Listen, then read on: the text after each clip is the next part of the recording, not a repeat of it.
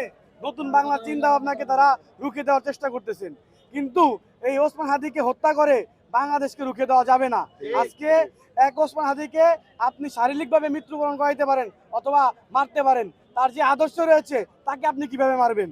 আজকে এই ওসমান হাদি থেকে শিক্ষা নিয়ে কোটি কোটি জনতা ইনসাফের রাষ্ট্র কায়েম করার জন্য প্রস্তুতি নিয়েছে।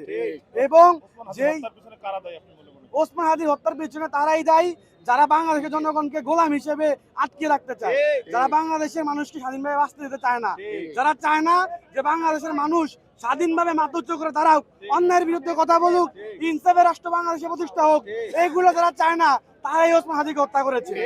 যারা চায় না তরুণ প্রজন্ম মুখ খুলে কথা বলবে, অন্যায়ের বিরুদ্ধে কথা বলবে, তারাই ওসমান হাদিকে খুন করেছে। তারা কি চায়? এই তরুণ প্রজন্ম, আমরা যে এখন মিডিয়ার যুগ, আপনারা সবাই জানেন যে সোশ্যাল মিডিয়ার মধ্যে মুখ বুঝে থাকবে, তারা যে গুজব প্রপাগান্ডা দিবে আমরা সেগুলি ফলো করব, আমরা ন্যায় প্রতিষ্ঠা করব না, এগুলো তারা চেয়েছিল।